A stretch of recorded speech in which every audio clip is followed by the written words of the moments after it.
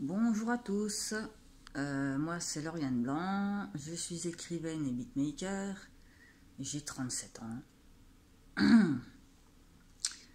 et je suis diagnostiquée autiste. Mais ça, on s'en fout un peu. J'avais une question à poser aux gens. Si vous deviez changer quelque chose dans votre vie, qu'est-ce que ça serait? Alors pourquoi cette question? Parce que je pense que beaucoup de personnes qui ont subi la toxicité de leurs amis, de leurs collègues, de leur famille, ou qu'importe le contexte, je pense que finalement, changer quelque chose, eh ben, ça n'aurait pas fait de nous une personne forte et résiliente, capable d'empathie, de compréhension et surtout de sensibilité humaine. Parce que finalement, quand on a vécu tout plein tous ces traumas, toutes ces choses, toutes ces personnes toxiques, moi j'ai plutôt envie de les remercier au jour d'aujourd'hui parce que j'ai été tellement au plus bas. Mais ça m'a permis de poser des limites. Ça m'a permis de dire maintenant stop. Ça m'a permis de me relever de tous mes combats, des addictions, des traitements psychiatriques abusifs, des TCA, de l'automutilation, des nombreuses TS, IMV et OD que j'ai pu faire. Finalement, avant, j'étais dépressive, mais à l'extrême, c'est-à-dire que j'étais très sévèrement dépressive et que je voulais mourir. Mais finalement, c'est grâce à ces personnes, grâce à toutes ces personnes qui m'ont violentée, et dans tous les sens du terme, psychologiquement, physiquement, psychiquement. Et finalement, c'est grâce à elles que je m'en suis sortie seule. Et je suis fière de moi, de m'en être sortie seule, parce qu'il faut avoir une énorme force intérieure. Et malgré mon côté fragile,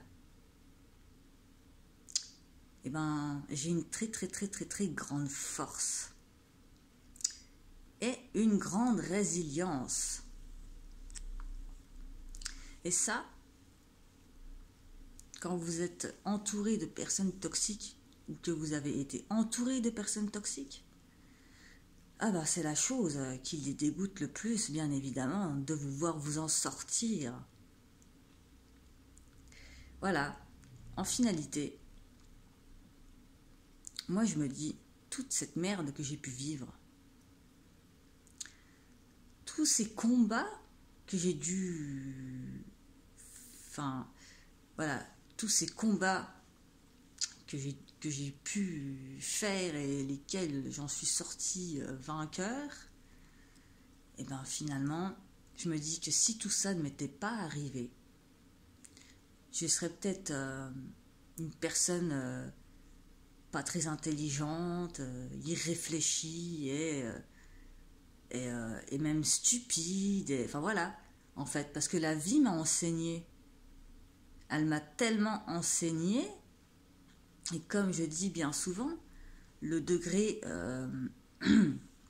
de souffrance d'une personne est proportionnel à son degré d'intelligence, on va dire, son degré de réflexion plutôt. Parce que plus on en chie dans la vie, et plus ça nous permet d'accéder à des portes qui sont fermées pour les autres, mais nous, comme on a touché le fond, mais vraiment bien comme il faut, quand on touche la mort du bout du doigt, eh ben, ça nous permet de rebondir bien plus loin et surtout de comprendre les autres, de comprendre les souffrances des autres sans les juger. en finalité. Et ça, c'est pas donné à tout le monde. L'empathie, la compréhension, la sensibilité, ben, non seulement vous en sortez, et vous en tirez que du positif finalement, parce que ces personnes, elles ont voulu vous écraser. Mais pourquoi? Parce qu'elles sont jalouses et envieuses, c'est tout. Elles sont juste jalouses et envieuses parce que vous avez des capacités et que vous pouvez vous en sortir et que c'est possible de surmonter tout ça. Et quand vous y arrivez, bah, c'est une victoire.